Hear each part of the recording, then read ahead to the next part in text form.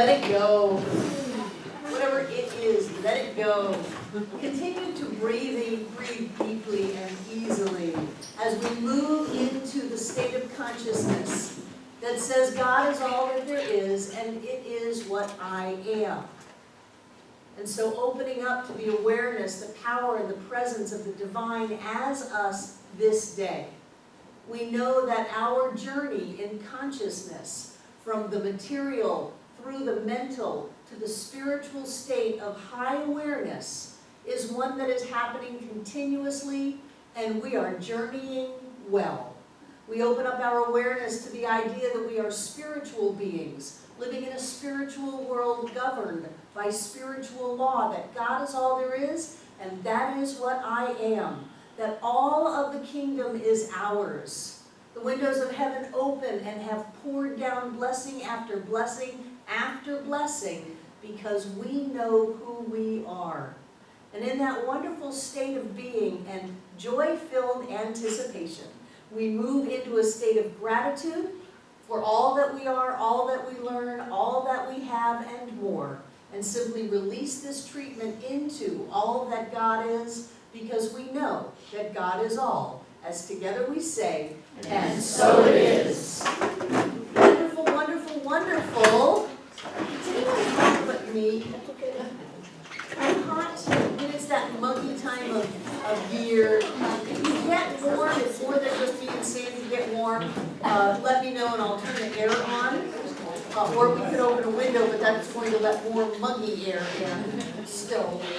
How many people were not here last week? 3, 4. Those of you who were here last week, we had a fantastic week. What did you learn? I know, it was so long ago. We wrote our own parables. And what I learned is that you are all master metaphor writers, that we are all master interpreters of not only the Bible, but all things story, and that we could take that out into our lives and even look at our past and interpret it from a metaphysical point of view. We had mountains, which represented what? High states of consciousness. We had a lot of water. We had oceans, and lakes. What did those represent? Emotions, consciousness. Under the water is the subconscious, life, all of that. Now, this is interpretation. You get to interpret it any way you want. But all of the stories are about the journey from a lower state of consciousness to a higher state of consciousness. That's the entire Bible. No matter where you go in the Bible, you are on a journey from a lower state of awareness into a higher state of enlightenment or awareness of your oneness with Spirit. So what else did you learn yesterday? Last week. Anything is possible. Anything is possible. Roxanne. So since we looked at the 10 Commandments, we learned that within that, those are the laws, but within that there's higher law.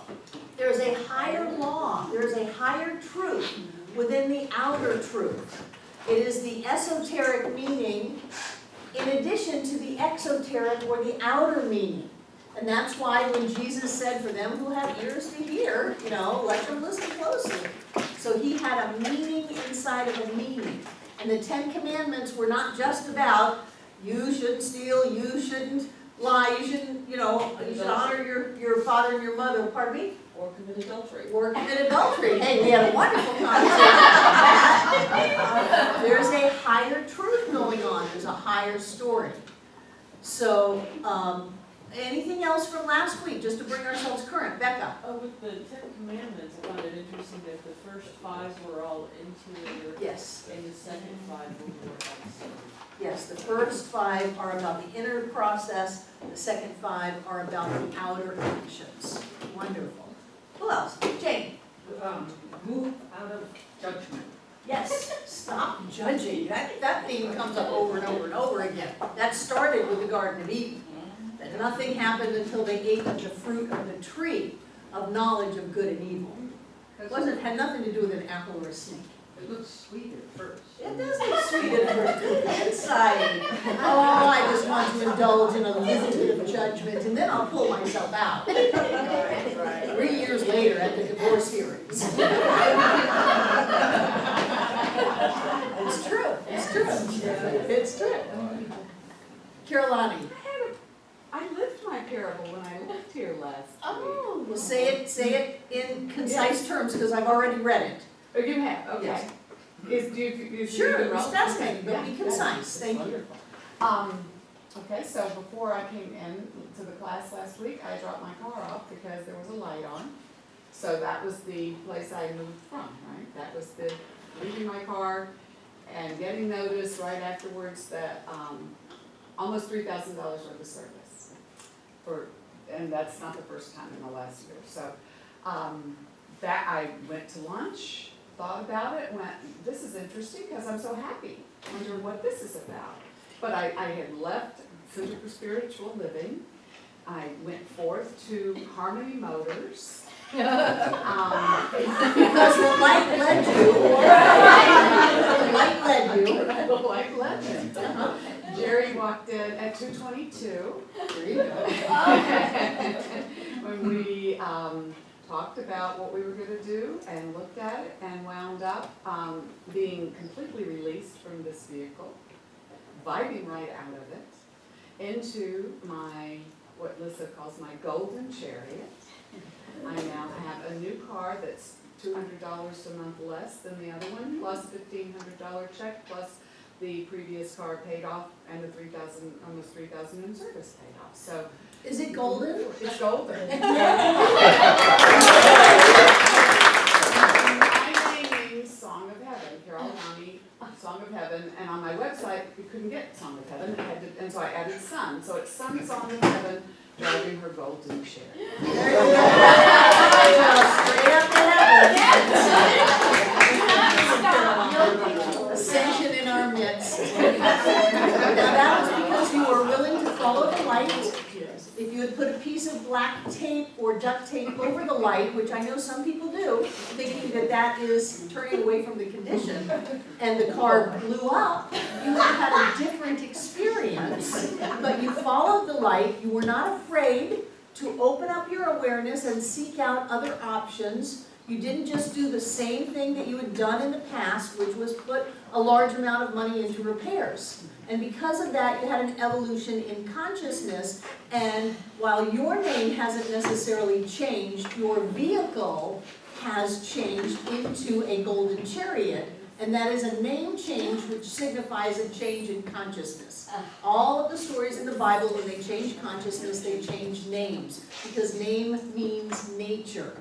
So the nature of your vehicle, that which carries you through life, changed, and you are the Son, Song of Heaven. Song of Heaven, thank you, Son, Song of Heaven on her golden chariot. That's wonderful, that's a perfect Bible story. Who else? Okay, today we're going to finish up the Old Testament. And I know there are a lot that we have left, there will be a lot left out of it because the Old Testament is really pretty big and this is only class 3. And if there's anything at the end that you particularly want to talk about in the Old Testament and we have time, we will have an open discussion. Next week we're starting on the New Testament, which is going to be the Beatitudes and the Lord's Prayer. Larry Williams has a great Lord's Prayer that starts off with, "The Lord is my banker, I shall not want." Although it was in my old computer, I'm going to ask him if he'll send me another copy of that to reinforce the likeness of the class. There are a couple of announcements that I want to make. We have a garden time once a month here, and what is a garden? Ideas. What was the Garden of Eden? Paradise. Paradise. High states of consciousness. If you live in the desert and there's a garden, that's a big deal. That means that there's wealth and there's water, which is the flowing of life, and there's beauty, and there's usually some dates and things like that to eat. So that's what a garden is, and we want to tend our garden once a month for 2 hours only. So if you want to come and play on Saturday, it is, this will be the last time it's in the afternoon because my practitioner 1 class will be over by the time the next one cycles around. So it's from 1 to 3, and how many were at the last one? Stephanie, when did we go home?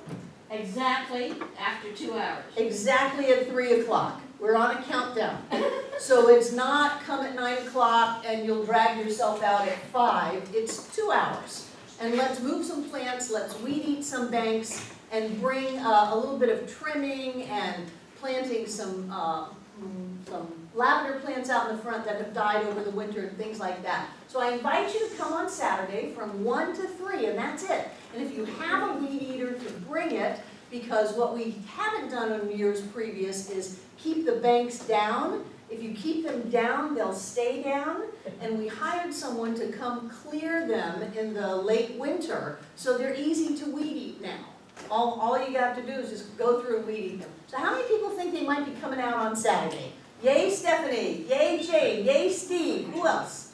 Oh. Maybe, come on. Yay, Sandy and Becca and B. Yes, yes. Wonderful, thank you. And we come together, we're starting at 1, we're done at 3, and we can look back and go, wow, this looks great. So thank you very much. Also, if you are not a member of the center, we have a membership class a week after this Saturday. And it is a membership and orientation, membership in spiritual community class. And it's wonderful. How many people have taken the membership in spiritual community class? What'd you learn? Tell me more. Tell me more. How to deal with conflict with other people. What else did you learn? Service, Service. What else? love, What do you put right here? Name tag. Your name tag. You're gonna be on your name tag. How to be who you have come here to be.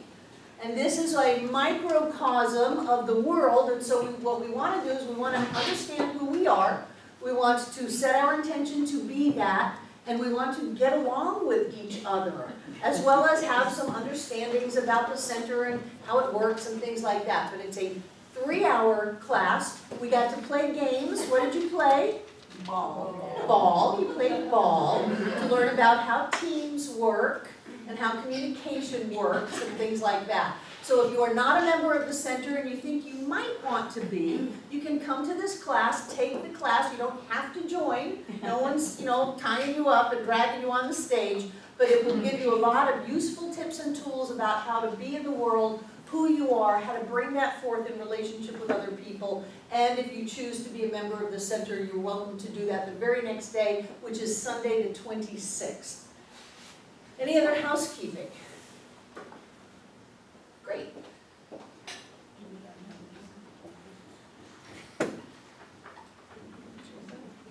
Okay, the first thing we're going to look at in terms of the Old Testament is the story about Abraham and Sarah, or Abram and Sarai.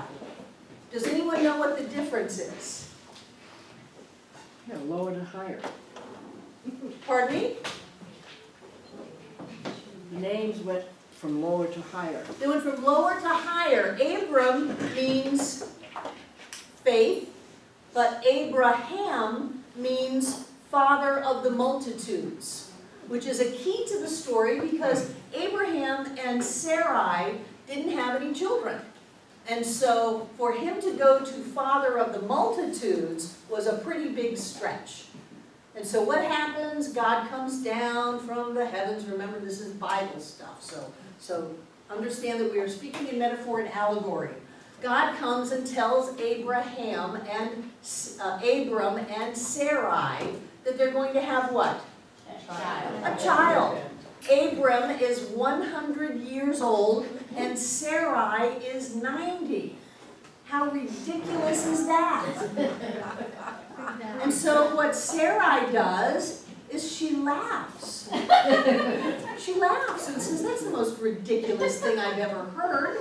And not having faith in the presence of spirit. Sarai is female, so what is she representing?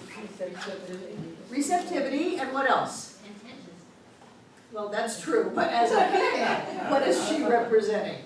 The emotional. The emotional side, the male is the mental, the intellect, the female symbolizes the emotional side, intuition, receptivity, that kind of thing. So Sarai, as her feelings of Abram, which is not the high exalted enlightened state, I mean Abram is not anything to be scoffed at this time, but he is not all he has come here to be. She has an emotional nature that is lesser, and so she is representing contentiousness, and she laughs at God, scoffs at him. That's the most ridiculous thing I've ever heard. You may be God, but there's no way in hell you're going to give me a baby. It's not going to happen. So what does she do? She looks to her own ideas of how this could happen. Have you ever done that? I'm supposed to move to Asheville, but that's never going to happen until blah, blah, blah, blah, blah, blah, blah. And those people pretty much are still not in Asheville because they are waiting until they can understand the how of it all happening instead of just trusting that it's going to happen. So Sarai laughs, and then she says, well, I've got this cute young handmaiden who's young and fertile, and that must be what God meant. Surely, God, you couldn't have meant I'm supposed to quit my job, because that's ridiculous. I'll starve to death on the streets. I know that there's nothing better for me, so maybe I'll just take on a second job. And that's what people think. Instead of, I'm really getting my guidance that I'm through here, that there is something better for me, and so I'm going to release the old and move into the new, and trust and have faith that all is well. How many people moved to Asheville and they really didn't know how it was going to work out? Look around the room. How many people are going to?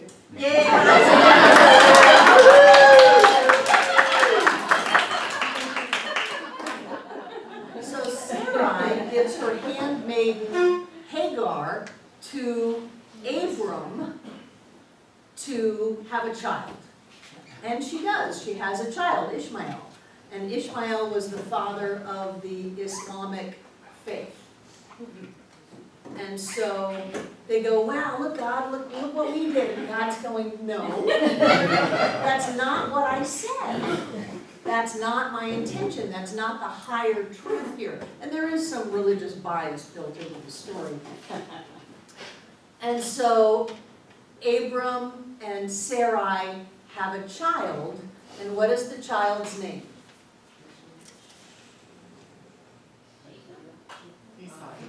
Isaac. And Isaac means God laughed. Does Isaac mean God laughed? God laughing. Okay, so that is that is the thought that came from Sarai's laugh. So God laughed at Sarai. And God said, you have a child. Sarai said, ha ha ha, no I'm not. And God said, ha ha ha, yes you are. His name is Isaac, me laughing at you.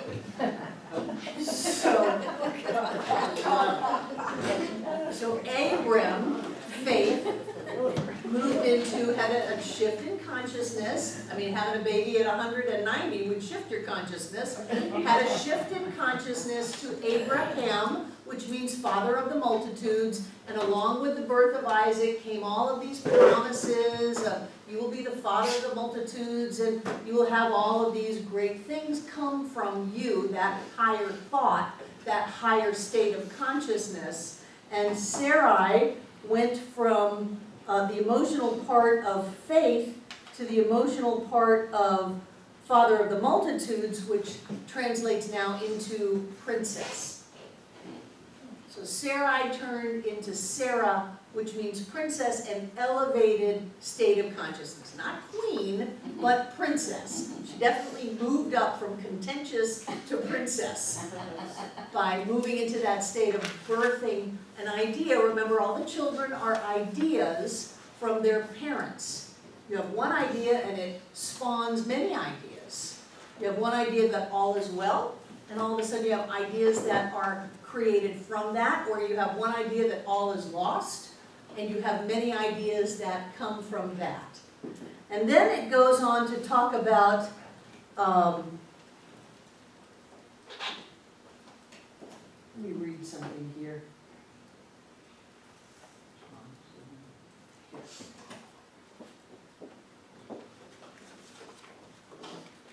page 91 in your book. This is the promise. And the Lord said unto Abram, after that Lot was separated from him, lift up now thine eyes and look from the place where thou art northward and southward and eastward and westward. What is that? Everything all around you, not just what is in the northland or what is in the south, but look to the north, look to the south, look to the east, look to the west, and look all around. For all the land is consciousness, which thou seest, to thee will I give, and to thy seed forever. Now he's still Abram, so he's still not having a child yet. And I will make thy seed as the dust of the earth, so that if a man can number the dust of the earth, then shall thy seed also be numbered. Can you number the dust? Number 1, number 2, number 4. You can't number the dust of the earth, so they're saying there's no limit to the children or the offspring or the thoughts that will come from your elevated state of consciousness if you, Abram, use your faith to move into a higher state of consciousness. It will create you being father of the multitudes. Arise, walk through the land in the length of it and in the breadth of it, for I will give it unto thee. So again, God is making a promise that if you trust me, if you trust in your spiritual nature, if you trust in the spiritual laws, your life will prosper. And if you don't, if you scoff at it, then you may have things pretty good. You may be in faith, but you're not fathering the multitudes with an infinite amount of effect. So what we're doing is moving from where we are into a higher state of consciousness. Every story in the Bible is like that.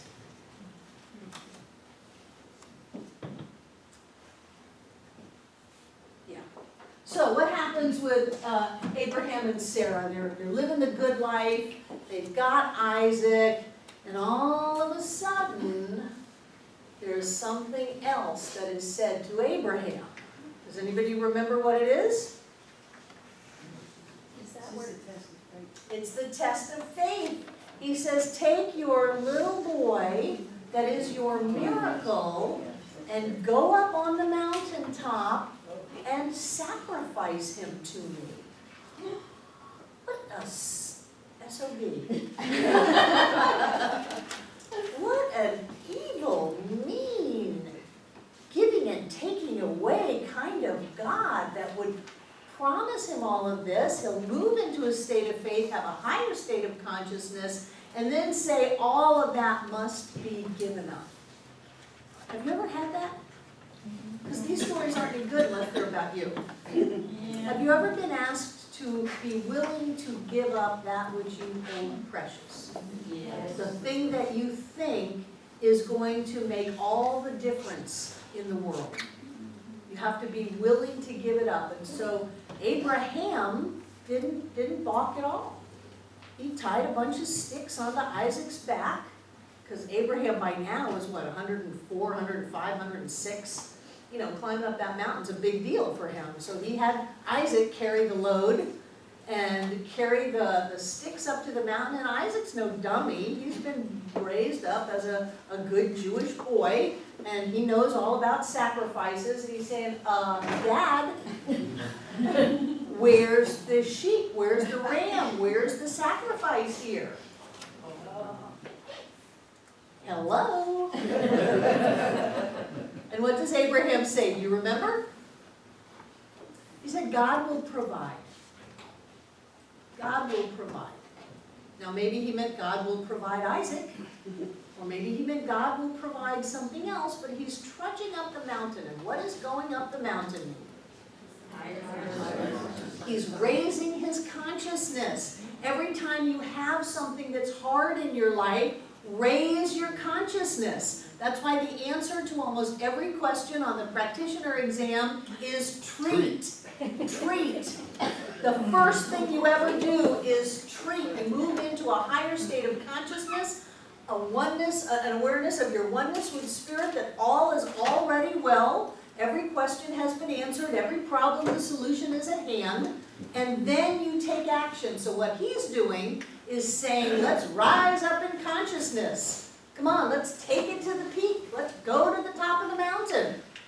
And when he does that, and gets ready, builds his altar, builds his fire, and says, okay, God, I'm ready to slit my son's throat, as is dramatized in movies. I'm ready to do this. What happens?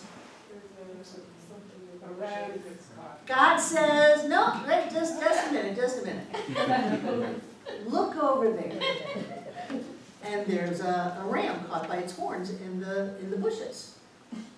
Now, this makes all for good drama, but what does that mean for us? When we are truly willing to let go of everything to reach the highest state of consciousness that we can, to let go of our fear, to let go of our anger, to let go of our resentment, to let go of our story, to let go of the idea that the physical world rules us, when we are truly ready to let go of everything, our attachment to that which is precious to us, then something else happens. My guess is, though, if Abraham was still spitting and fuming going up there, well, first of all, he'd never make it to the mountaintop if he was hanging on to upset. The only way to get to the mountaintop is to not be upset anymore. But if he was still spitting and fuming, there would never have been a ram in the bushes. So think about it. How many times have you been asked to let go, and you said, okay, I'll let go, and then you didn't have to let go, or you let go of that which you thought you needed, only to find something greater was given to you? That's what the story means. And then Isaac went on to be a very important player in the whole series of stories. So what we want to do is keep our hearts open, rise up in consciousness, keep our eyes and ears open, because if Abraham's judgment had been involved and God said, wait, he might have said, oh, that's just my ego, and ego is wrong and bad, and then we wouldn't have had the rest of the Bible, because it all came from Isaac. So what we do is we rise up in consciousness, keep our hearts open up to our intuition. Actually, Sarah probably should have been written up in there with him, because it was a very intuitive kind of experience to not take the child's life and to look around and see the ram in the bushes. Does that make sense? Good. And again, these don't mean anything unless you use them in your life. So don't be surprised when you have to let go to get to the mountaintop. When you have to let go. And my main focus of letting go is to let go of your upset, to let go of your sense of separation, to let go of your belief that the material world rules you. You are a spiritual being. To let go of anything that may keep you down in the valley instead of going up to the mountaintop. And what other kinds of things might that be that you have to let go of? Jane? Well, car, because I had a car 13 years, and I bought it for Liam, and so I had a lot of feelings invested in it, and I had to let go of that, and sure enough, I got another really cute little car. Great. So you have to let go of your car. You have to let go of your possessions, even if they are filled with memories of those that you love. Who else? Becca. Well, I just want to make a comment of, Abraham went ahead and prepared everything for the sacrifice, not knowing who or what he was going to sacrifice in that. Right. So it to me, that reinforces to treat and move your feet. You have to continue, you can't just stop and, say, well, I gotta make sure that this is how it ends. Oh, no, you can't control it. You go ahead and you do everything that you need to do to set up to be prepared. Right, the only thing that you can control is to rise up in consciousness, climb that mountain. And he ended up sacrificing something. There was not a sacrifice. There wasn't going to be no sacrifice. There would be a sacrifice. But he still laid the fire. He still Right, because he had to sacrifice something. Yeah. Who else had their hand up? Judith. Relationships. You gotta let go of those relationships that keep you down in the Yeah, valley. and, I know for me, it's been like my dream life has been interesting lately because there, you know, all this one particular relationship keeps coming back to tell me, okay, move, move, move. Good. So it's like an intuitive kind of thing. It's taken me a couple of years, but it's finally coming to fruition. Good. How many people have had to let go of relationships in their lives? Race. And how many people have seen what happens when they don't let go? Ooh, yes. You gotta let go. Okay. I want to make sure that this is your class. Anything else about Abraham and Sarah and Isaac? Kristen?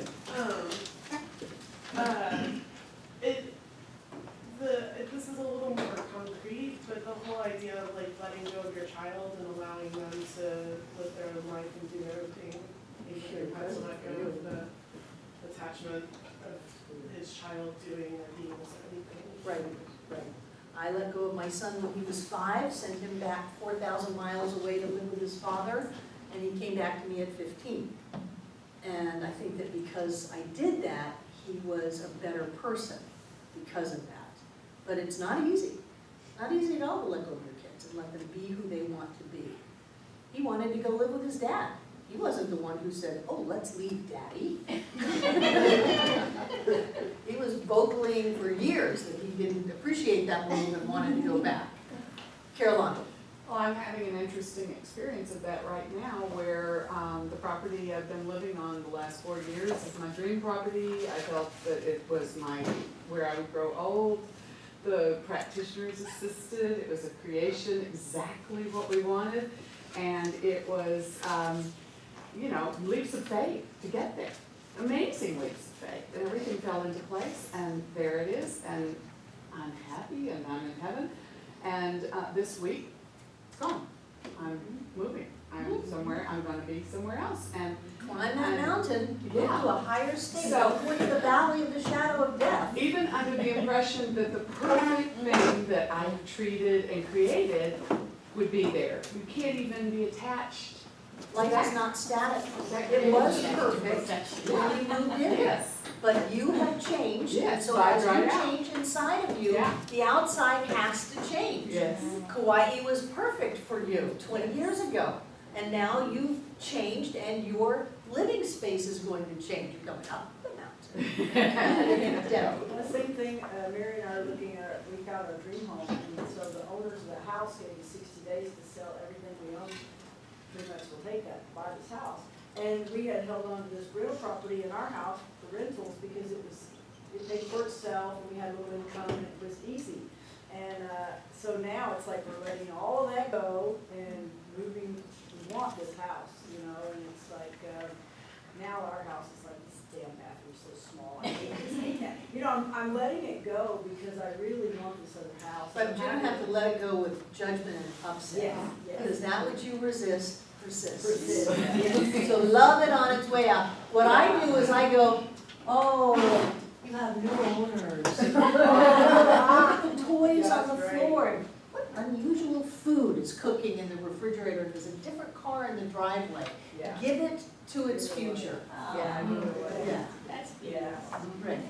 For me, the biggest challenge, probably because of my engineering background, is letting go of the how. Yes. Yes. I don't think that that's unique to you, Rick. He has trouble letting go of the how. Really? B. Talk about being an engineer. I guess I did have an experience this week. A neighbor had all of a sudden had a barking dog, out in the country, and the dog was barking all day long, and I was judging. And I came up with some really nasty stories about how these people were neglecting, blah, blah, blah. In about 24 hours, I'm looking out the window, and Barbara, I don't know how this happened. It's miraculous, and I know it's probably because I'm doing some work. All of a sudden, the word love popped into my head. And immediately, it's like the light went up in my head, in my being and everything, and I said, am I living what I believe? If I am, then these are loving people, and they're not neglecting their dog, and their love, it changed everything. Right, And it was just amazing, right. just amazing. I heard a story once, or read a story or something about someone who all of a sudden had a barking dog and went into all of their judgment and marched over there and nobody's home, the dog doesn't have any water, the dog doesn't have any food. So they gave the dog food and water, and it was a day later that the owners came and found them and said, "Thank you, we've been at the hospital, we were praying that somebody would take pity on our dog and take care of them." Yeah, so you never know. You never know what's up for you. So good for you, but if you raise your vibration, then you know what to do. If you open up, then you get the intuition that either the dog stops barking and is fine, or there's something calling you to take action that is not in anger and judgment, but that is in love. And love will lead the way, love will guide you. Kimberly and then Jane, and then we're gonna move on. Okay. You had told me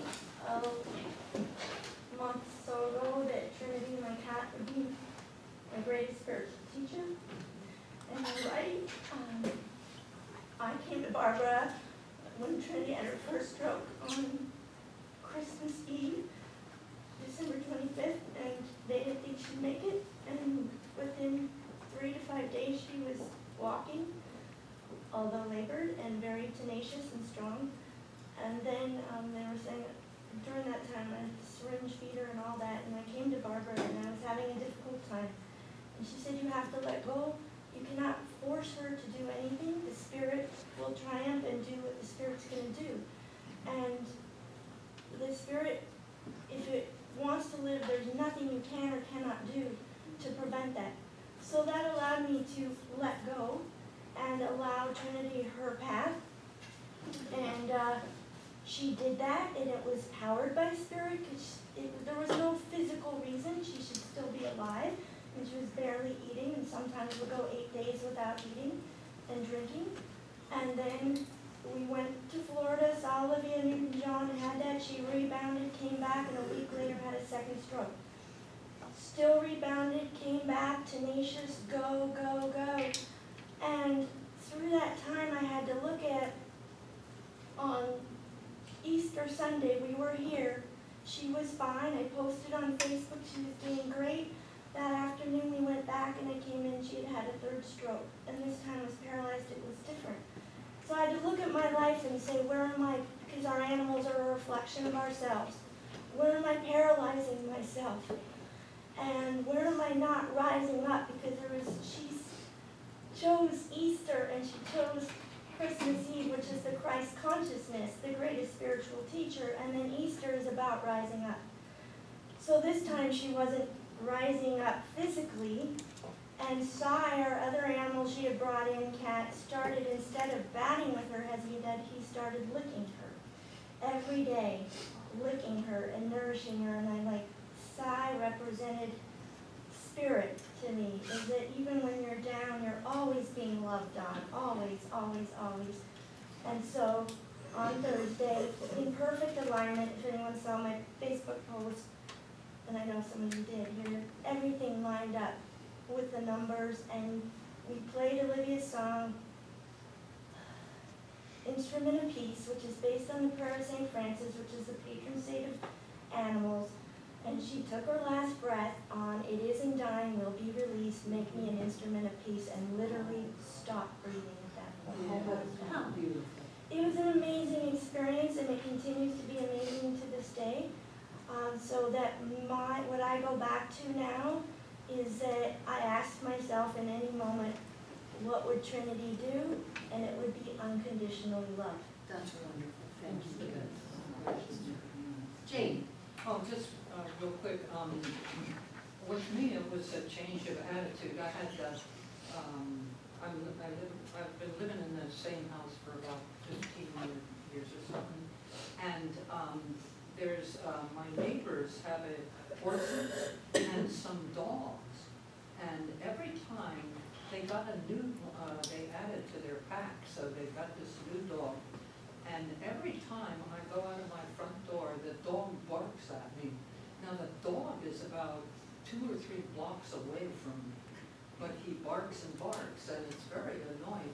And not only that, when my cat goes outside and just sits on our terrace, the dog is woof, woof, woof, you know, and it just drives me nuts. And so then suddenly, I thought to myself, you know, and I didn't, the neighbors are nifty, I don't wanna bother, you know, phoning them or anything. They can't control their cat, their dog.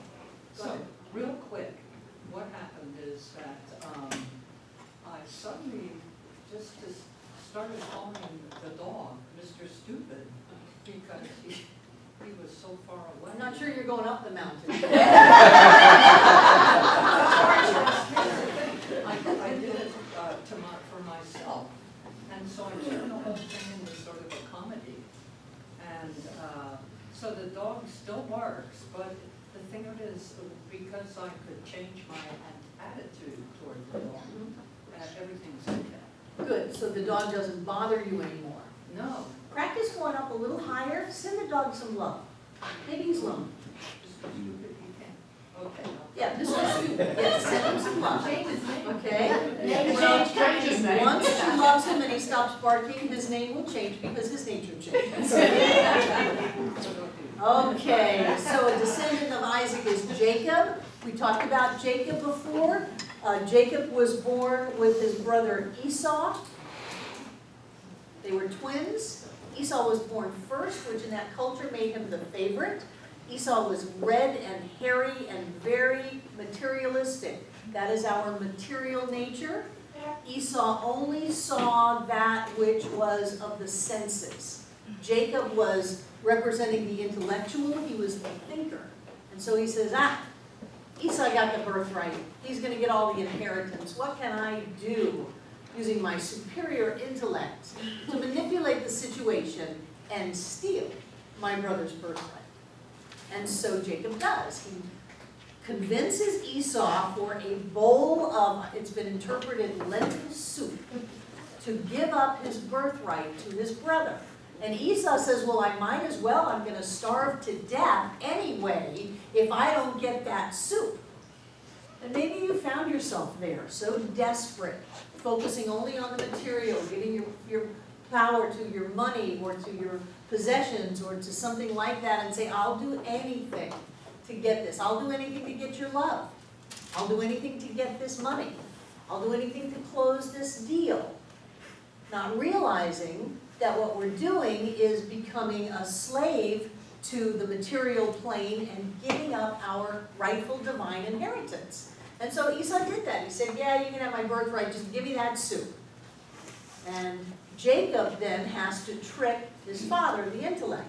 Not spiritual faith. He's not stepping out on faith. He's tricking the intellect. He's using the intellect to trick the circumstances around him to work in a deal. You know how you get uncomfortable with the used car salesman mentality? That's because they're working a deal, and they're working a deal on you. How can I get what I want out of you? How can I get you to do what I want you to do?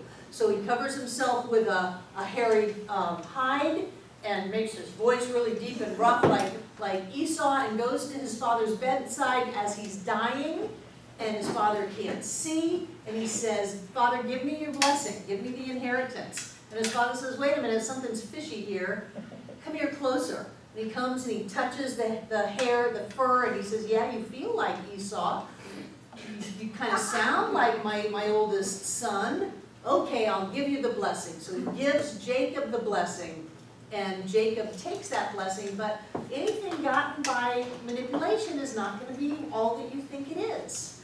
And so even though he had his father's blessing, that wasn't enough for him. What he really wanted, which is what everybody wants, is to move to a higher state of consciousness.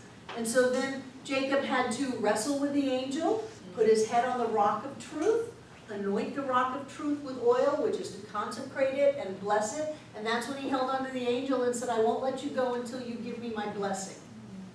And that's the dark night of the soul, where he fought with the angel until dawn, and then the angel gave him this blessing, and what happened? He had a name change. That's what happens in the Bible. Whenever your nature changes, your name changes. So this is the journey of humanity. It starts off with Esau, focused only on the material, willing to sell your soul for a bowl of lentil soup. And it moves to the intellectual, which is a little manipulative and conniving and working a deal. And then it moves to, Jacob's name turned to Israel, and it moves to Israel where he has a higher state of consciousness, an enlightened state of consciousness. He wrestles with that part of himself all night until he gets the blessing, until he gets clear about who he is. And then his name is Israel, which is the enlightened state. Does that make sense? Great. And then we go to Joseph. Remember Joseph with his coat of many colors?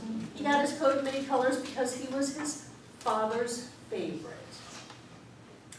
He was the son of Jacob. Jacob begat Joseph. So Joseph is an offshoot thought from the idea of Jacob, which is, was Jacob because before he became, I don't have a translation, but an offshoot of the mental plane, which is moving into a higher state of consciousness. I don't know whether Joseph was born before Jacob turned to Israel or after.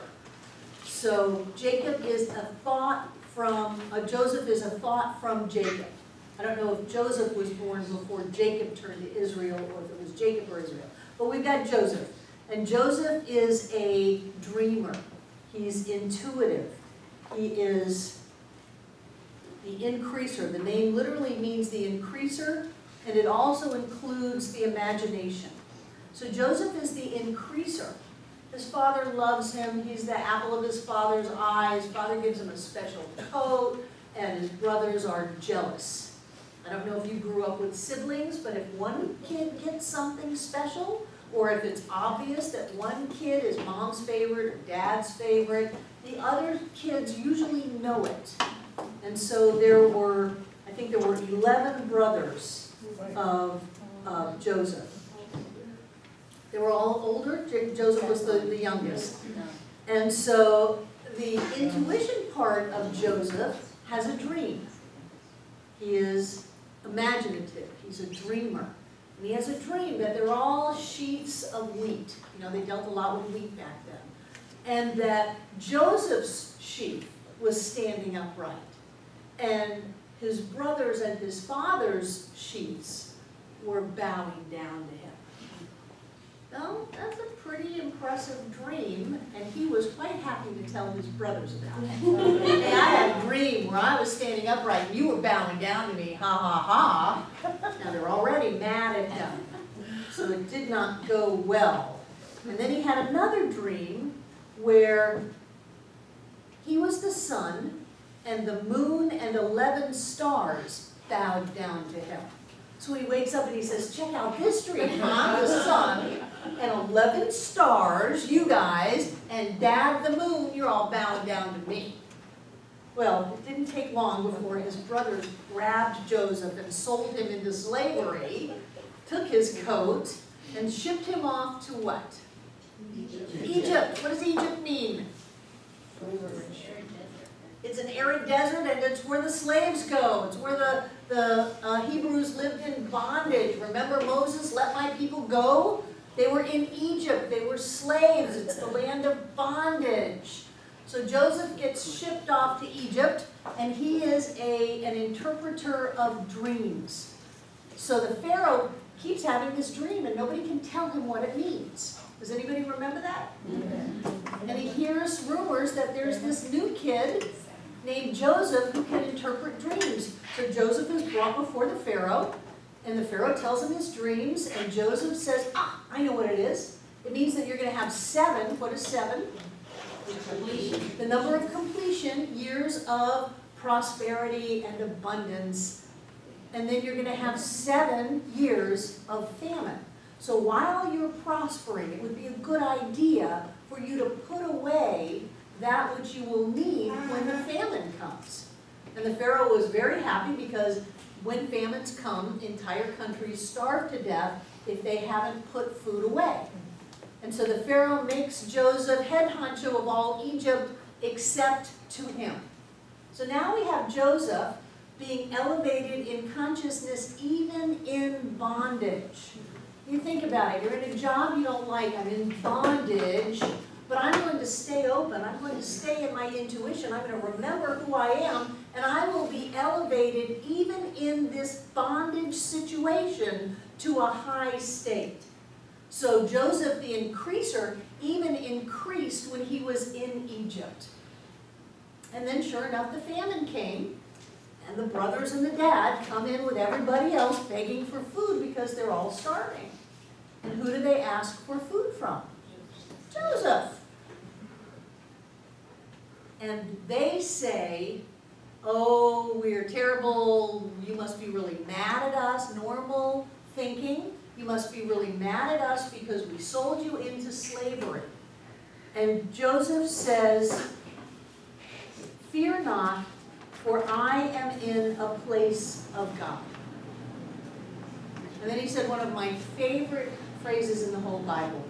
He said, you meant it for evil, but God meant it for good. So he took even that which was aimed against him, to hurt him, to kill him, and turned it around by staying true to his nature, that even in bondage, even as a slave, he would not give up and move into judgment. He would remember who he is. He would rise up even in the circumstances that he was in, and those circumstances would then transform not only his life, but the lives of his brothers. Because he was head honcho other than to Pharaoh. He could have said, off with their heads, they sold me into bondage. And instead he gave them the food that they needed, the nourishment to stay alive for them and all of their families. That is what remembering who you are will do. Doesn't matter what people try to do to you. Doesn't matter what people think of you. Whatever anybody thinks of you is none of your business. It matters who you think you are and what actions you take on your behalf. That you stay true to yourself, that you keep your heart open, that you stay out of judgment. You don't go to revenge, even when it's dangling right in front of you. It would be so easy to cut your heads off. No, you don't go there. You say, what you meant for evil, God meant for good. And so there's a pony in here somewhere, you get the blessing out of it, and your life increases and prospers because that's your nature. Does that make sense? Do you have any comments on Jacob or Joseph? Yes, Roxanne. So this takes me back to the whole law of attraction, whatever name you want to put on that, of where, is this also part of the interpretation that when they change their consciousness, then they change their thought, and then they change their outer circumstances? When their nature changes, then that which they are called, which is the outer, changes. When the inner changes, when they change their consciousness, their vibration, Right. then their name changes. Yes. So that which they are called changes. Yes, Rick, who knew Jack Addington. Oh. I kind of love the similarities between this themes repeated time and again. You know, and with Jacob, continuing the story, he went away because he was afraid of his brother Esau, and eventually he did come back. And even though he was fearful, and there was I guess a forgiveness, you call it, but there was a letting go of the old train of thought, and the same thing happened in the Joseph story. Right. Yeah. You have to let go of your old thoughts to climb the mountain and move into a higher state of consciousness and have your nature change. You can't think the same old thoughts and get a new life. Yes, yes, yes. Who else? Anybody else? Okay, let's take a break.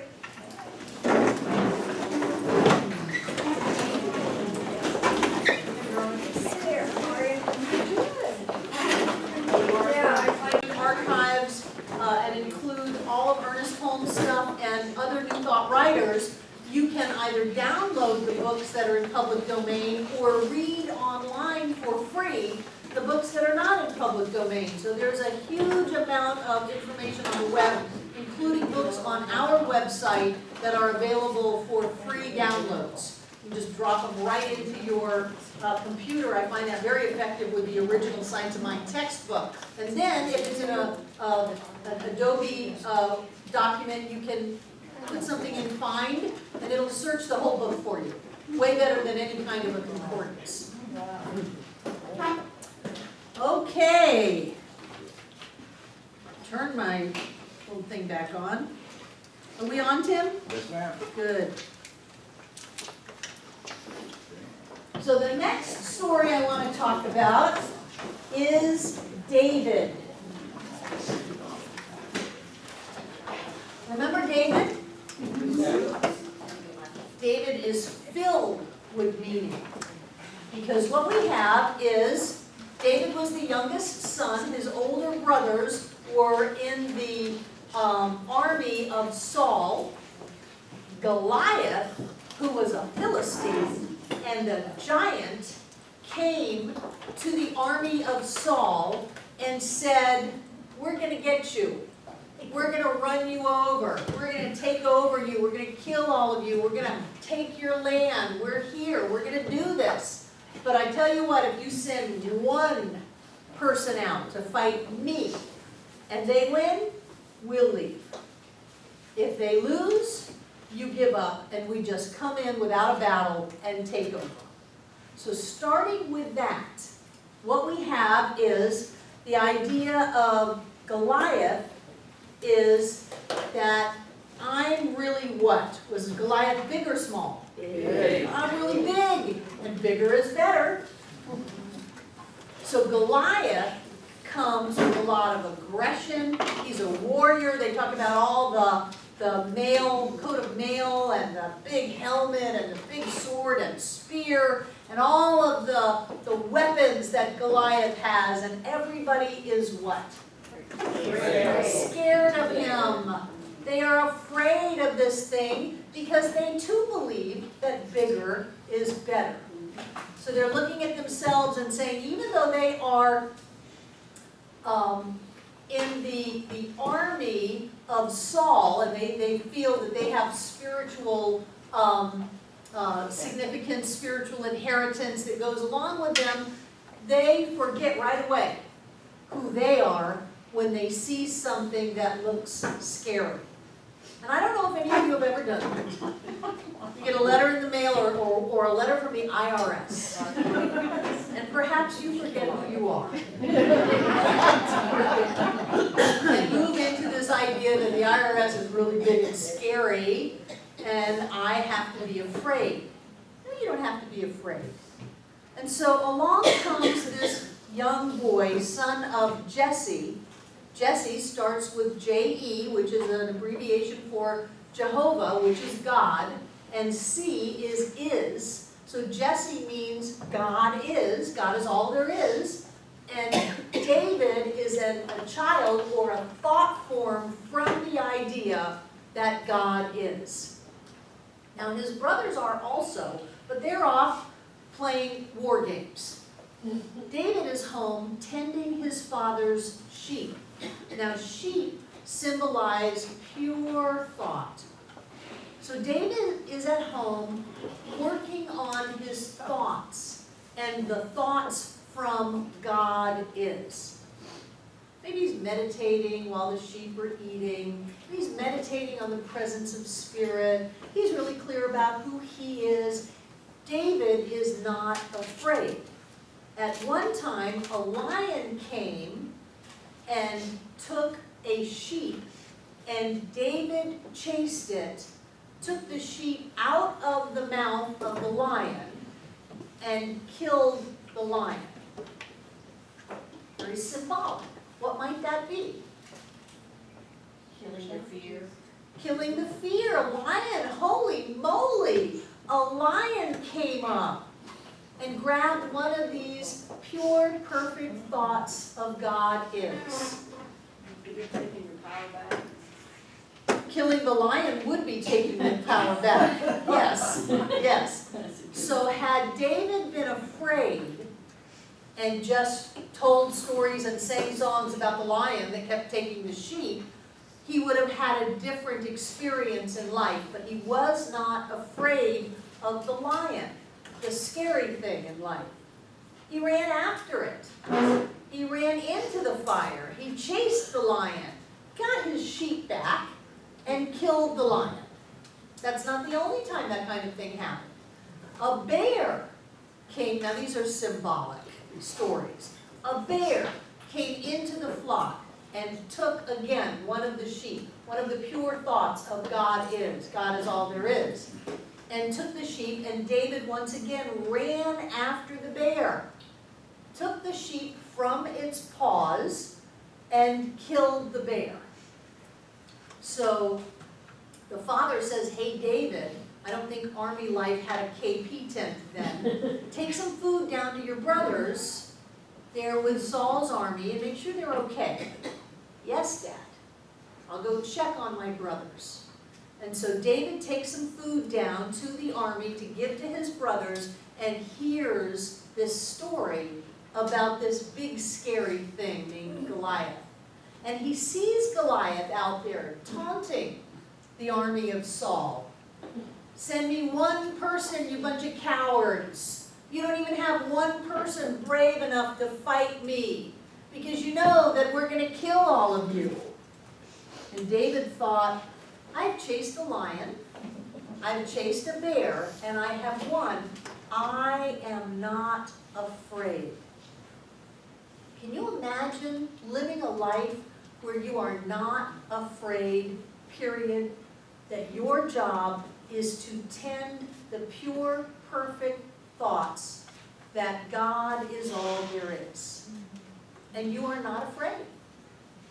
And so David goes to Saul, goes to the king, and says, I want to fight Goliath. And Saul says, that's absurd, you're a boy. No, David said, I am not afraid. Told him about the lion, told him about the bear. And Saul said, okay, nobody else will do it. Let's put some armor on you. And so they tried to put armor on the boy, and what happened? It was too big. It didn't fit. And he said, I'm not comfortable with all of this armor. I know who I am. I don't need to protect myself because I am not afraid. So he went, and what did he get?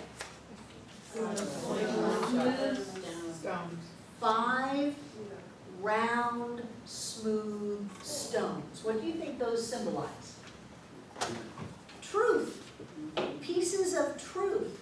They're not jagged, they're smooth. And he picked up 5 smooth stones from the river, which is flowing life. The river is flowing life. He picked up 5 pieces of truth. Remembered who he was, I am not afraid, and went down to meet Goliath. Now, was Goliath welcoming him? No, Goliath tried to scare him. Goliath tried to taunt him. Goliath tried to tell him how he was going to cut him up into little pieces. And David said, I come to you in the name, in the nature of the Lord, of spiritual truth. I come to you knowing who I am. I am spirit in form, and I have come to take you out. He said, this day I will cut off your head and feed it to the carrions. This day I will slay you. Have you ever done that? Said, I have had enough. I remember who I am. I am not going to live this way anymore. This day I will triumph. And so David took out the stone, threw it, hit Goliath in the forehead, and he fell on his face, dead. And then David jumped on and cut his head off, like he said he would, and fed it to the animals. Ready? Do you know what the significance of the number 5 is? Who's into numerology? 4 is balance, the 4 directions. 6 is work, the cycle of work. Who knows what 5 is? Somebody Google it real fast. Yeah, Kimberly's back there. He also taunted him for 40 days. He taunted. Yes, Goliath taunted the soldiers for 40 days, yes. By the way, I learned this week that you can Google the Lamsa Bible and get a free download. What Bible? The Lamsa Bible, the one that has, the one that was the translation from the Peshitic text, the ones that were found in Egypt at the Nag Hammil find and the Dead Sea Scrolls. And that's the one that I like so much, says Jesus on the cross says, no, they have it all wrong. It's not my God, why hast thou forsaken me? It's my God, for this was I spared. This is my destiny. And it's also got that little shift in the Lord's Prayer of, instead of lead us not into temptation, it says, let us not enter into temptation. It's a whole different world. Kim? So 5 resonates with the influence and attributes of personal freedom, individualism, non-attachment, major life changes, life lessons learned through experience, and making important life choices and decisions. I think all of those relate. Courage, motivation, telepathy, the intellect, activity, influence. It goes on. Thank you, Kim. Kristen? I was gonna. Oh, you were going to tell us. Okay. Roxanne? The Bible you just mentioned, how do you spell Lams? Lamsa. Lamsa. We have some back there. What have we got? 2 left back there? Yeah.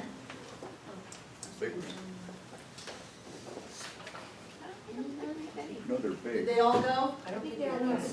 Okay. Yeah, hold it up, Victoria. This is the Lamsa Bible retranslated from the much more original texts from someone who grew up speaking Aramaic and is a college Bible teacher scholar, world-renowned scholar. So he retranslated it and came up with some amazing differences, and then kind of explains how this in the Greek means this, and this in Aramaic means this, and you can see how similar they are, or that one word has 2 completely different meanings and someone arbitrarily picked one that would create fear instead of one that would create love. Like a God that's going to lead you into temptation and then punish you for it, instead of one that's got your back and is going to say, hey, don't do that, which is your intuitive nature. Any other comments from David? Yes, Anything Robert. significant about the forehead and the third eye area and that rendition of the story? I don't know, but if you get him in the third eye, that's a good place to do that. Well, but it didn't awaken him, it killed him. Yeah. Now maybe Goliath would have transformed into another name, but I think more it was just a physical part that his helmet didn't cover his forehead, but it might have a third eye experience to it. Yeah. Did Goliath, he represented a political group, an army. Mm-hmm. Good. Rick? I don't know if it was in the book or not, but I know Dr. Addington, he expressed that thing, the intellect, is where Goliath got hit, smack dab in the intellect.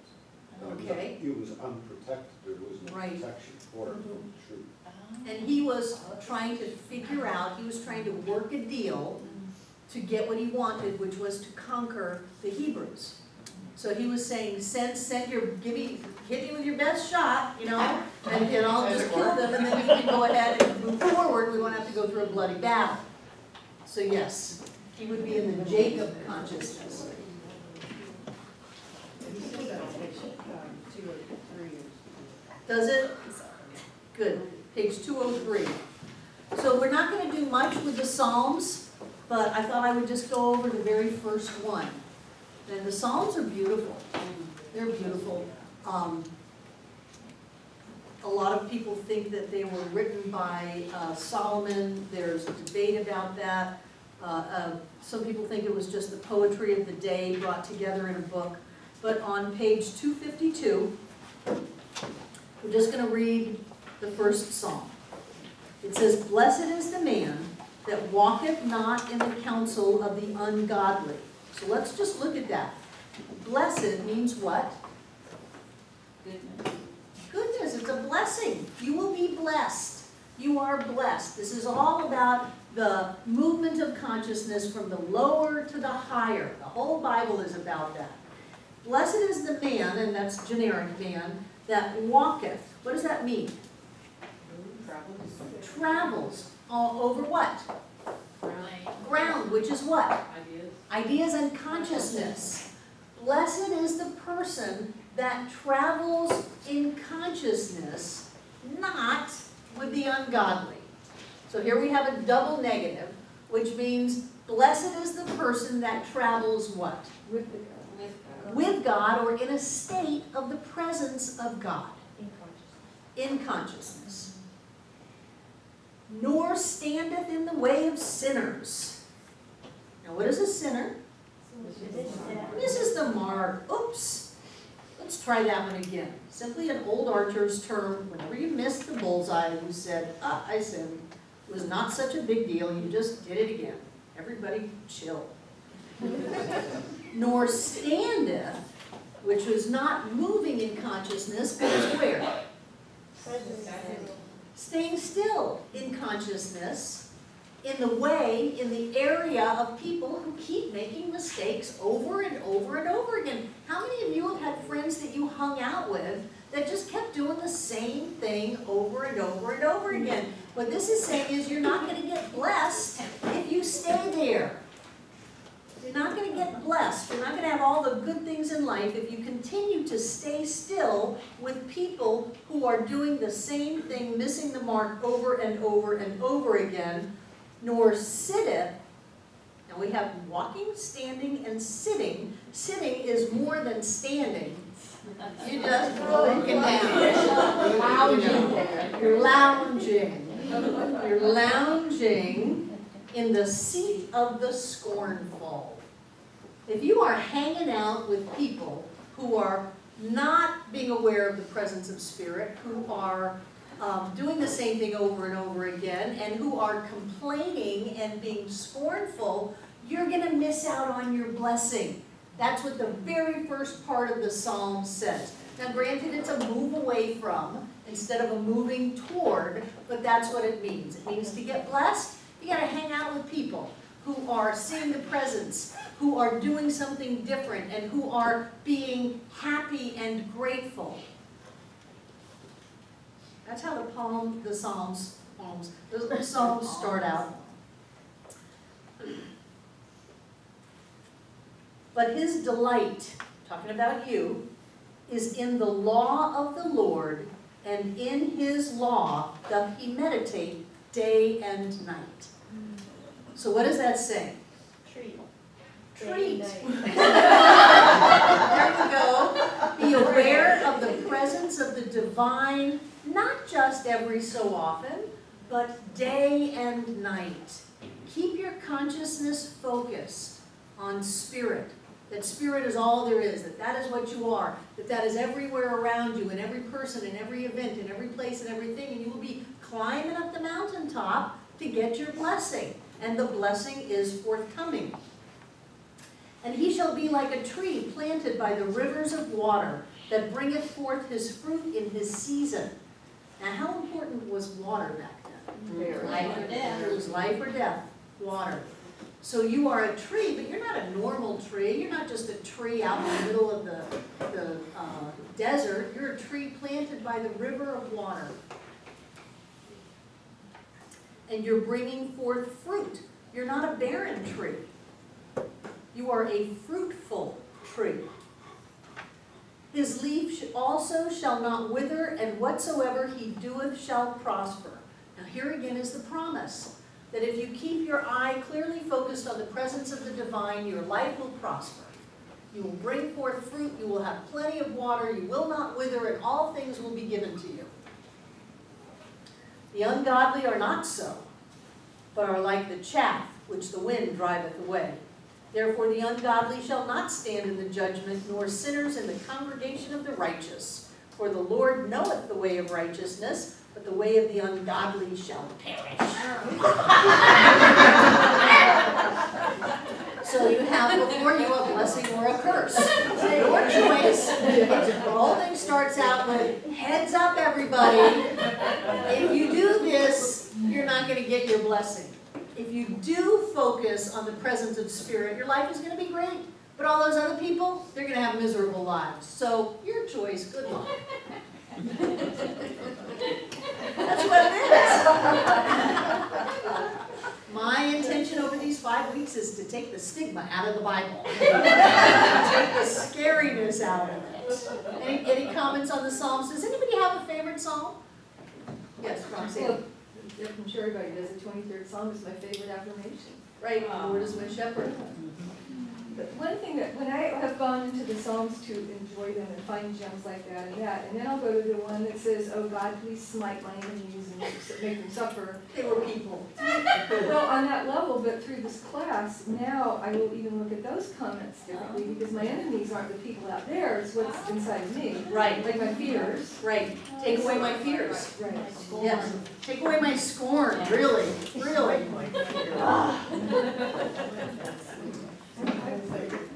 Yes, Victoria. The 46th, God's Murder Teacher, very hard to come. Yeah, it's very nice, wonderful. The Psalms are beautiful. You know, and I encourage you to check out the Bible. We don't do a lot of Bible because it freaks a lot of people out. Rick? I like to, thou shalt not want, in the 23rd Psalm there. Yeah, when we were doing the commandments, I reflected,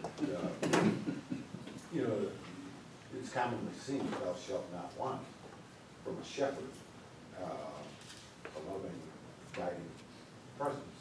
Right? And it's seen as a wonderful promise. Mhm. But when we look at the commandments where the same language is used, thou shalt not, we see it as, if you look at it a little bit more deeply, thou shalt not. And if you think you're doing one of those things, if God informed, if you perceive yourself as doing that, then think again.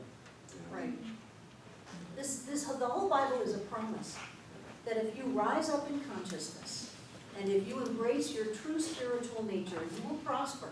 Everything will turn out right. I mean, even with Job, everything in the end turned out right, sick story that it is. God and the devil made a bet. If you keep your eye focused on the presence of spirit, then you will prosper and everything will work out. And all of your children, they're big in this family thing, all of your children, which are offspringing thoughts, will prosper and cover the land. And in the Bible, you don't just prosper a little bit. I mean, you get everything from the north, the south, the east, the west, you get the whole shebang. You get the multitudes. You get big prosperity. Keep your eye clear. God give you. Good. One of my favorite stories in the Bible is not in this book. It is the story of Nehemiah. Does anybody know the story of Nehemiah? Nehemiah is a minor prophet. Not one of the big ones, which is why it's probably not in this book. But Nehemiah was a slave in Babylon. Babylon had invaded Jerusalem. Remember the Old Testament, not the Psalms, but the Old Testament was written while the Hebrews were enslaved in Babylon.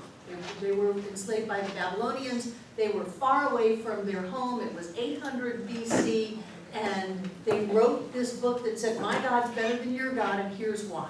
The Babylonians had many gods, they worshipped idols, and the Hebrews were saying, no, there is only one true God, and it's our God. It was still my God, as opposed to your God, but at least they were there with it's just one God. He was the king's cupbearer, which means he tasted the wine and everything the king drank before the king did, and if it was poisoned, Nehemiah would die. And so the king trusted Nehemiah because the only person that could poison him would be Nehemiah. And people loved Nehemiah, so they knew if they tried to poison the king, they would be poisoning Nehemiah. So it was a good win-win for everyone, and Nehemiah was the wine taster for the king. Now, Nehemiah was Hebrew, and his true home was Jerusalem. And he wanted to help his people that were not enslaved back in Jerusalem. And Jerusalem was not doing well back then. It had been overrun, it had been blown up, it had been knocked down, people were starving.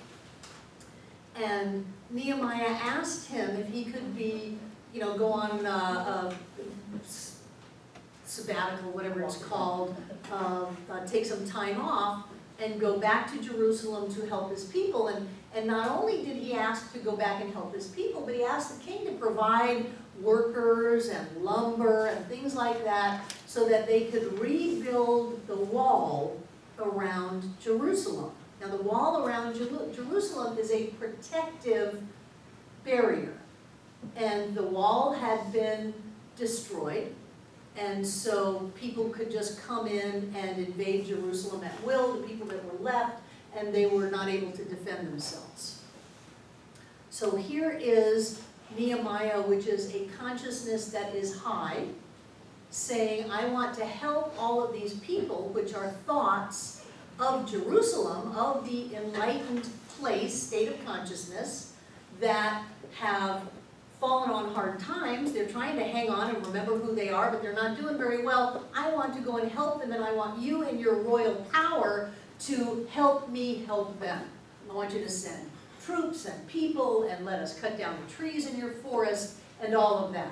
Now, that was a pretty bold question, given that the king had overrun Jerusalem and took the people. I mean, that's bold. We want to help the people that you missed back there, even though we're enslaved to you here. But the king, because of his trust for Nehemiah, because he has been impeccable, he has not been trying to poison the king, he's not been screwing around trying to hurt the king, he has been true to his position, which is, I will stand between the poison and the king, and I will do it clearly knowing who I am. Because he has done that, the king trusts him and said, okay. And so the king let Nehemiah go, but he says, you have to come back. I'm not releasing you. You have to come back. And Nehemiah promised to come back.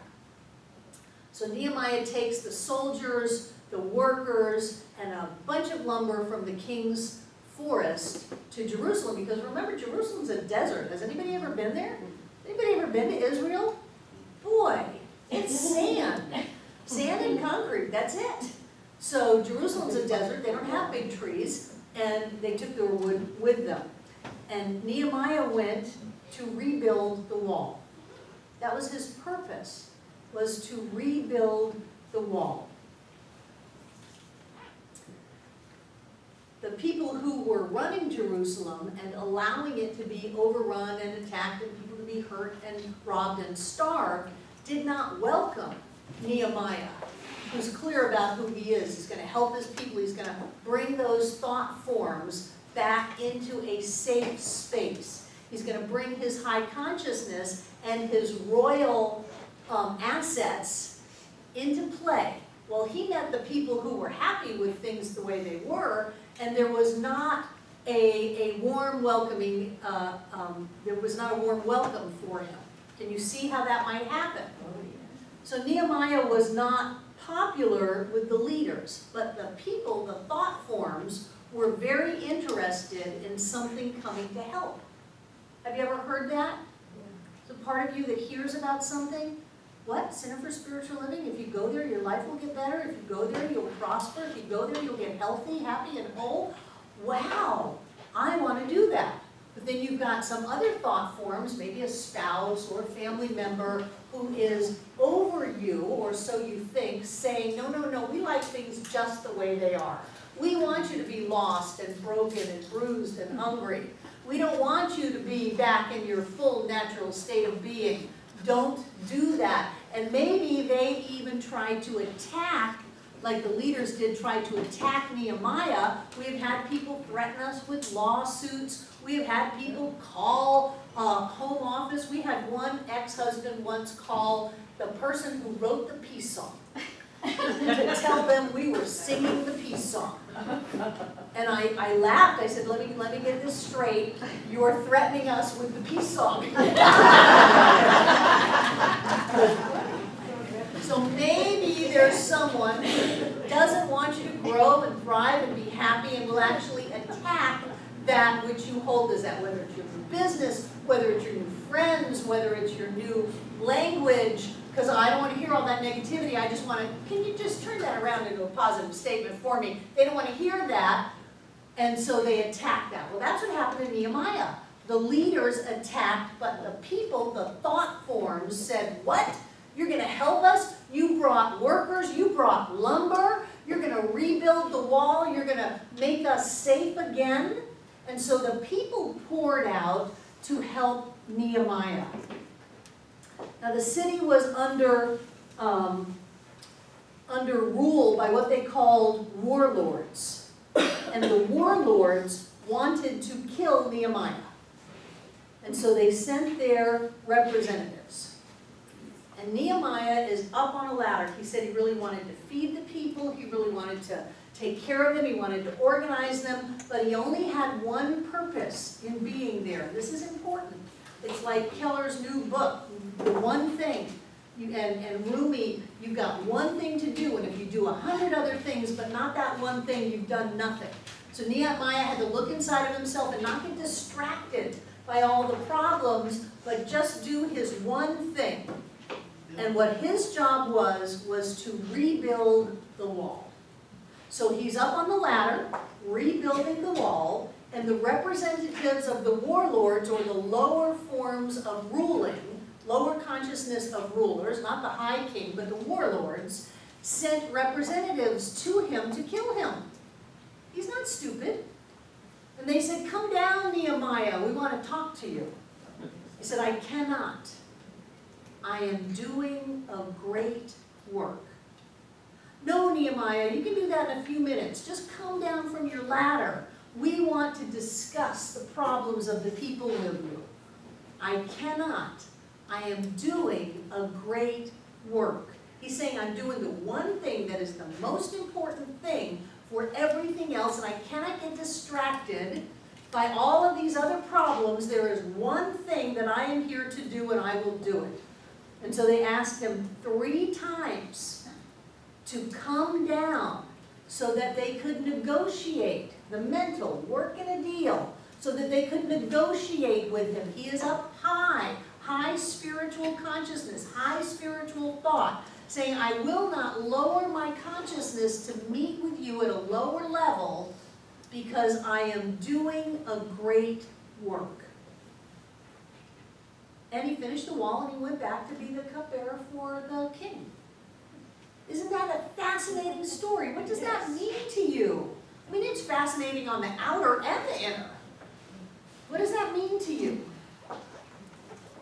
Jenny? Well, determination is one of my challenges, has been in the past, and I find that if I focus, just as he did, on the most important thing, and that's one reason I'm sitting here today, is to study this and understand and remember all the time that there's only God and only good, and that it is in me.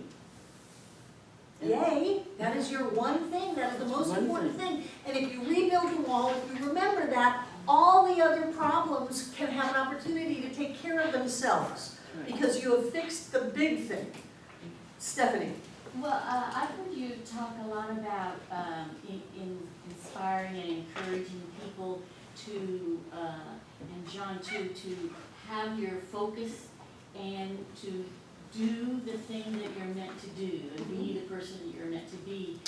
And it reminds me of a soul's purpose, that there's maybe one thing that you're contracted to do in this life if you can clear away the rubble and the confusion and focus on it. Right. So that's what it's kind of encouraging me to know that soul's purpose and align with it and keep going until it's done. And then it's like in Buddhist tradition, you have your moment, then you pick the wood back up Right. and walk the same old path. Right, chop wood, carry water, yes. Kristen? Well, since,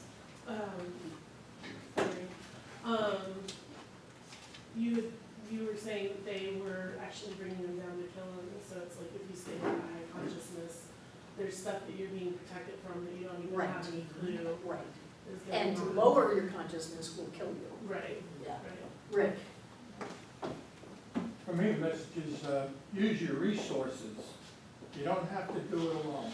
Oh, Good nice. message, Rick. Yeah, I'll take that. Becca? I took it as the wall being fortification, Jerusalem being my spiritual home.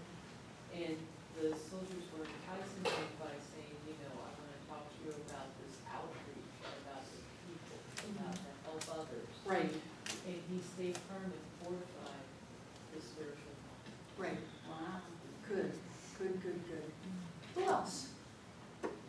Well, in light of what she just said, because his purpose was clear. He knew himself, he knew what his purpose was, and he knew not to waver from it. Good, good. Carolani and then Sherry. I was thinking too about John and the purpose and how important that has been and how I had been working on it from more here, and when it finally came for me, it was from here. And John says, don't, it's not something you go read, it's something you know, it comes to you. So, and it always comes to you thereafter, you can say it, you know it, you are it. And the idea of that high vibration that you stay at, and the energy that creates worlds meets you there, all your resources are there. So it's a combination of the resources, and staying on top of the letter allows you to stay in touch with them. Right, and if Nehemiah had gone down to Jerusalem without any resources, he could have worked all he wanted to, he didn't have any wood. Yeah, Sherry? Yes, he was saying the same thing she's saying, when they were enticing him to come down, or attempting to talk about the people, that was, he could have thought about that and said, oh, we'll try to figure out how we're going to make this work. Again, that's focusing on the how of it, which is the challenge, how to make this thing work, as opposed to keeping the consciousness elevated and the details being worked out because of the higher state of consciousness. Well, how do you get called down? Doubt, Doubt, fear, distraction. criticism? It can be your own witnesses in your head. too. Right. The 3 times they called him to come down, and you know, it's the Trinity, and he, to my feeling, he stood in his unity, his oneness, Right. and refused to, he stayed in his all-inclusiveness. He didn't recognize something outside. Right, right, so the voices in your head, doubt, fear, how about gossip? Oh, come on down, let me tell you about this thing. Come on down in consciousness. Let's criticize, let's judge, come on down. And that's when we say, oh, I'll just do it for a minute. And the next thing we know, you know, it's years later. Laura. I kind of had that experience recently where I was very high on what I knew was true, and then I'm listening to someone else's reality of what was true for them, and that it was really bad out there, and there was a piece of me that wanted to buy into that, but it was such a big struggle because I knew that wasn't true. Right. And I can remember a time where I would have gone right into that fear space, and it was so nice to go, that's not my reality, and be able to turn away from that. Good, good. Margaret, I was with Edwene last week and we did the fire walk, and I was thinking about you. When Margaret and I first walked on fire 30 some odd years ago back in Miami with Edwene, there were people talking about being blistered in the sanctuary. Do you remember that? Yes. What happened? Well, when I first finished the fire walk, I checked my feet out and there were no blisters. I did fine. And then people around me started saying, oh, look, I got a blister, I got a blister. Well, sure enough, Next time I looked at my foot, I had a blister.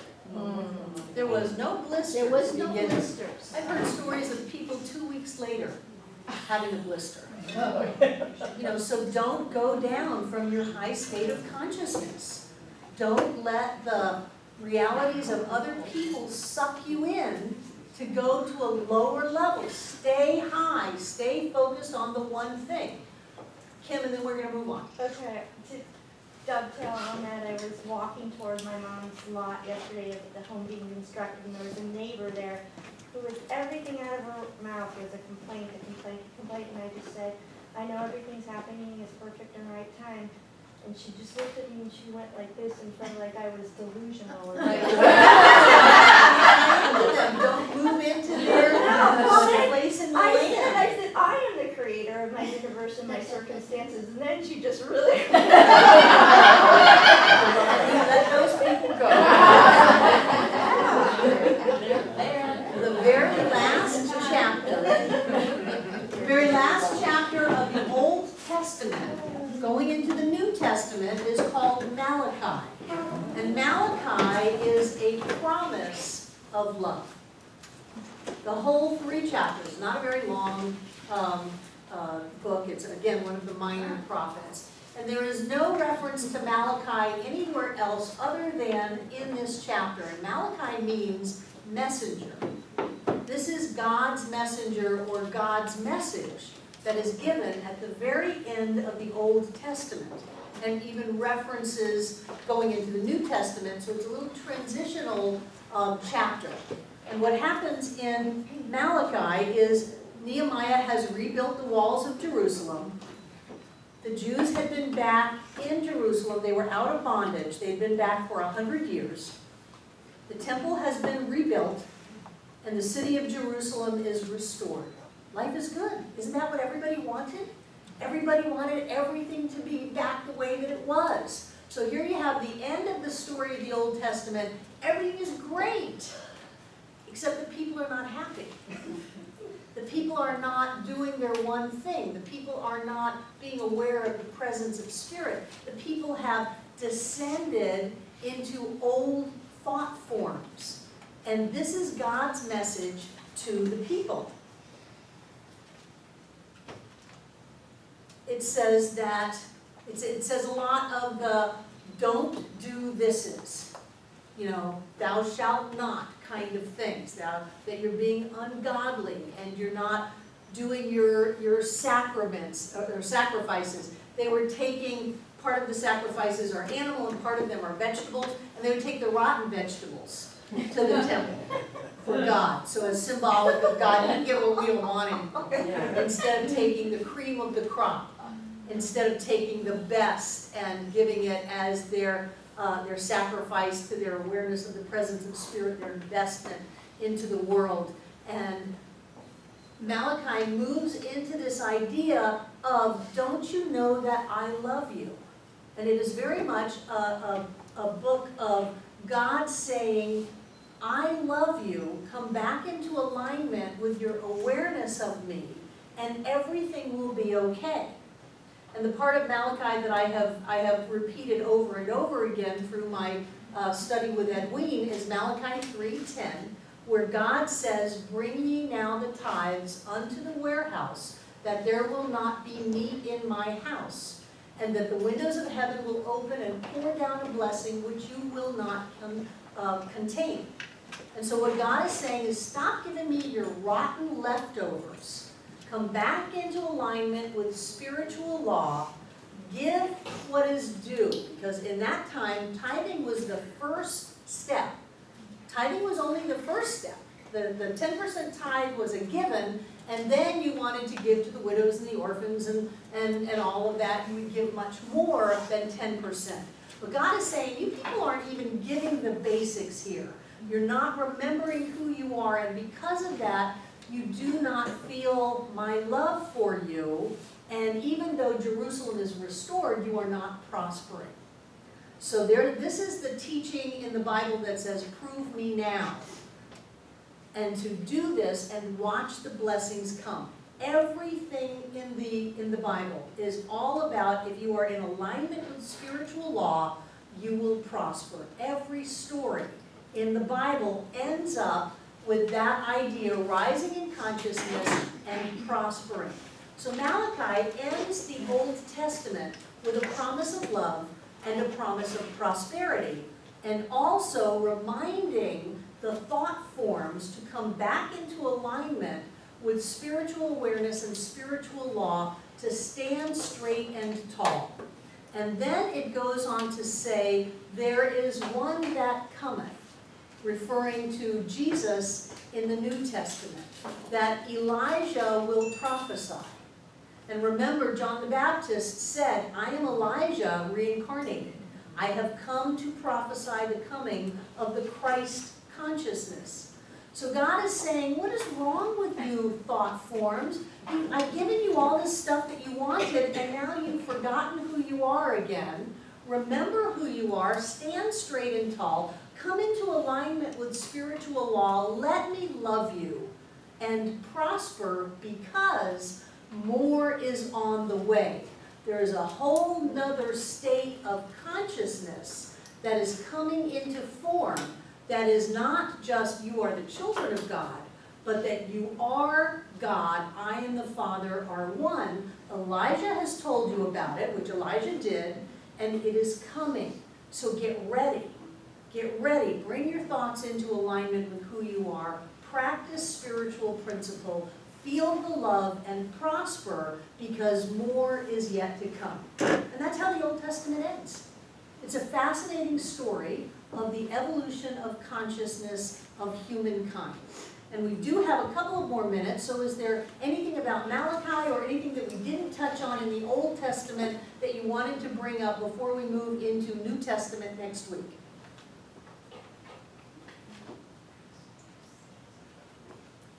Cool. And remember, interpret. Watch a commercial, metaphysically interpret it.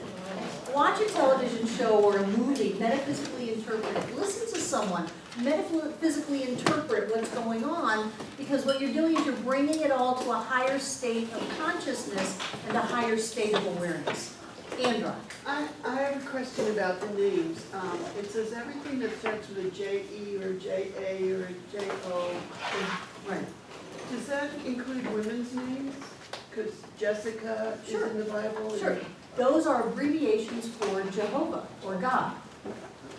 And the feminine is simply a the woman's names are simply a representation of the feminine, which is the feeling, the emotional, the intuition, the receiving aspect. Good. Take out what you're going to get. Hold it in your hand. Know that you are blessed. That the entire purpose of the relationship of spirit from spirit to you is to bless you. And our purpose is to be aware of our blessing. So right here and right now, we know the blessing that we are. We know that this gift is blessed. We know that our time together is blessed. And we know that as we give, we set spiritual law in motion. We are in integrity with spiritual law. We are in integrity with who we are. We stand spiritually straight and tall as the God being that we always have been. And we accept the blessings, the love, and the prosperity of life. We give this gift from our fullness, knowing that everyone that it touches, every place that it goes, carries with it our energy, our awareness, that we know who we are, spirit in form as us. And it awakens everyone. I know that as we come together, each one of us makes this center all that it was ever meant to be. It is a place of peace, a beacon of light, a tower of strength, and a fountain of wisdom that touches the lives of all who call it home. And so it is.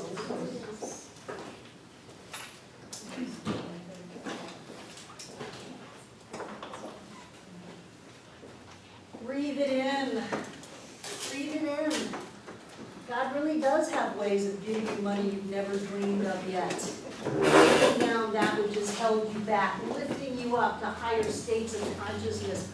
Breathe it in. You may look like David and only have a stone, but Goliath will go down. Breathe it in. You have more going on for you than you ever thought possible. breathing it. And I know that everything in these baskets is blessed, that Spirit has moved into our lives and through our lives with our giving, filling up this room, touching and blessing everyone here, going around the world to awaken consciousness of every living being. I know that we are all blessed with the awareness of who we are, that we are Spirit informed, that God and we are one. And with great gratitude, we release this, knowing that it is so, as together we say, and so it is. Thank you, I love you, have a wonderful, wonderful week. Come on Sunday, I'm going to be really, really, really